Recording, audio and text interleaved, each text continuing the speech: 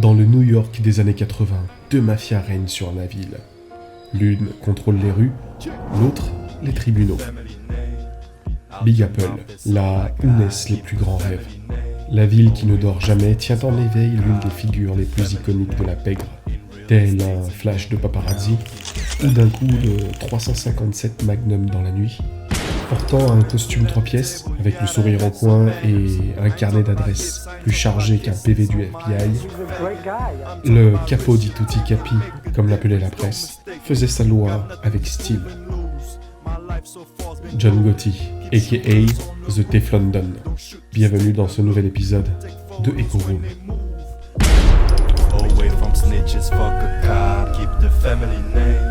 In real estates and bank accounts, keep the family name. Issu de l'immigration napolitaine, John Gotti naît dans un décor rugueux. Briques sales, trottoirs fissurés, odeur de pizza grasse et fumée de charbon. Le Bronx des années 40. Son père semble avoir abandonné tout espoir, happé par son addiction au jeu. Chaque dollar comptait comme un ticket de loterie. Il perd plus qu'il ne gagne dans des machines à sous et des paris douteux. Il enchaîne les petits boulots et peine à subvenir aux besoins de sa famille. Et Fanny, la mère, tente de maintenir celle-ci à flot, entre deux casseroles et un chapelet. Mais malgré tous ses efforts, John Gotti grandit dans le manque, au sein d'une fratrie nombreuse. 12 enfants, dont plusieurs frères qui suivront ses pas. Un quotidien gris, ennuyeux, dont il veut s'échapper. Il comprend alors vite que dans ce monde, on survit plus qu'on ne vit. À 12 ans déjà, il en veut plus. Mieux que ces rues grises, une vie haute en couleurs. John et deux de ses frères commettent leur premier larcin. Vol de matériel, harcèlement, intimidation, même raquette. Une mafia de bambins. Les coups s'enchaînent, mais lors d'une chute accidentelle, John Gotti se blesse au pied. Première cicatrice de la vie, première blessure de guerre. De ses 14 ans à sa mort, il boitera. Mais le Don est fait d'un bois différent. Pour un autre, ce qui est une faiblesse est pour lui un signe distinctif. Comme il le dira plus tard à ses avocats, « T'inquiète pas, ça ne fait que commencer. » Avant de continuer, laissez-moi vous décrire dans les grandes lignes le fonctionnement d'une organisation mafieuse. Et je dis bien organisation mafieuse, puisque rien n'est théoriquement au-dessus de la mafia. Il faut également prendre en compte le fait que la mafia italo-américaine avait ses propres spécificités. Mais au moins, vous aurez le tableau. Au sommet de la chaîne alimentaire, le parrain, le chef des chefs. Il est la tête pensante de son organisation, il sait dans quoi elle fera son beurre, comment et avec qui. Pour des questions d'ordre et de prospérité, selon sa puissance, le parrain peut également siéger à la commission, une sorte de G8 du crime. Pour naviguer en eau trouble, il peut être accompagné d'un conseiller, consigliere. Ce dernier est souvent autant au courant des activités de l'organisation que le parrain. Ensuite vient le second, le sottocapo. Il est chargé de gérer les business les plus lucratifs. Il organise le terrain et peut être désigné à son tour parrain en cas de disparition de celui-ci. Les caporegime, ou capos, sont les capitaines d'équipe. Désignés par le parrain, ils lui doivent des comptes ainsi qu'à son second. Leur mission est d'organiser les raquettes, d'infiltrer les antennes de l'organisation ou encore fomenter des disparitions. Enfin, les soldats, soldato. Traditionnellement 100% italiens, ils sont la main de la famille. Ils font corps avec elle. La concrétisation de la stratégie passe par eux. Mais avant de poursuivre, sachez que ces différentes strates sont affranchies, intouchables. S'il arrive malheur à l'un de ses membres, les représailles ne se font pas attendre. En plus des affranchis, non moins important, il faut prendre en compte les associés. Ils ne sont pas intouchables, mais ils contribuent à l'organisation de diverses manières. Des partenaires d'affaires en somme. Revenons-en au Don, John Gotti. Dès son adolescence, John brillera par son audace. Vol de fret aérien, contrebande de cigarettes, élimination. Avec ses frères, ils feront les 400 coups dans les rues du Queens, alors tenus par le parrain Carlo Gambino. En 73, John Gotti abat un certain Mac Bratney, l'homme qui avait kidnappé le neveu du parrain, Carlo Gambino. Ce coup de sang le fait entrer dans la cour des grands. Sa carrière ainsi propulsée prendra alors une toute autre dimension. Il sera placé sous protection du sottocapo Agnello Della Croce et baignera dans tous les business lucratifs de la mafia. Ironiquement, la supervision des jeux d'argent, l'usure et bien d'autres activités.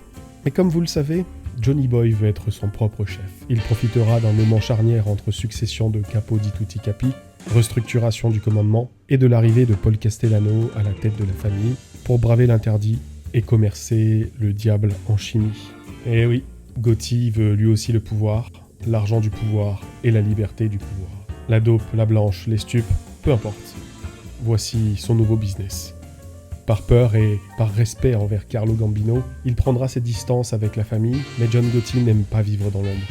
Seuls les rats et les cafards font cela. Lui est destiné à la gloire. Revenons-en aux affaires officieuses de John. Comme vous vous en doutez, ce n'est pas seul qu'il arrive à mener sa barque. Il est aidé par son meilleur ami, Angelo Ruggiero, a.k.a. Quack Quack, et par son propre frère, Gene Gotti. Mais ce qu'ils ne savent pas pour l'instant, c'est qu'une autre organisation est au courant de leurs agissements. Le FBI.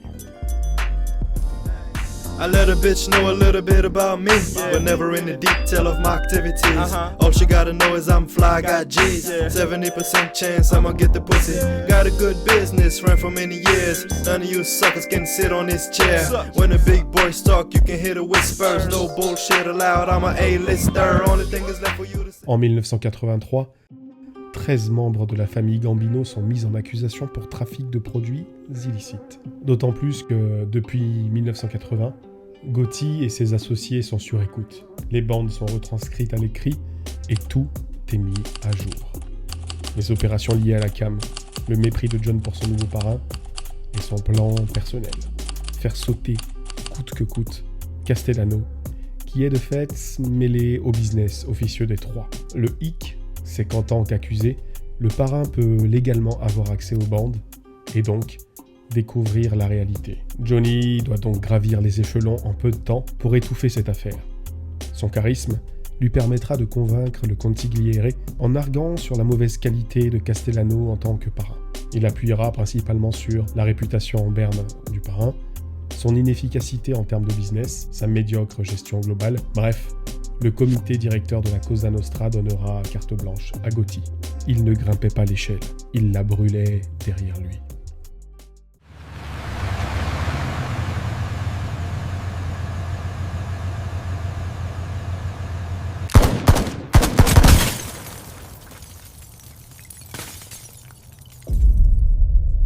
Un jour glacial de décembre 1985.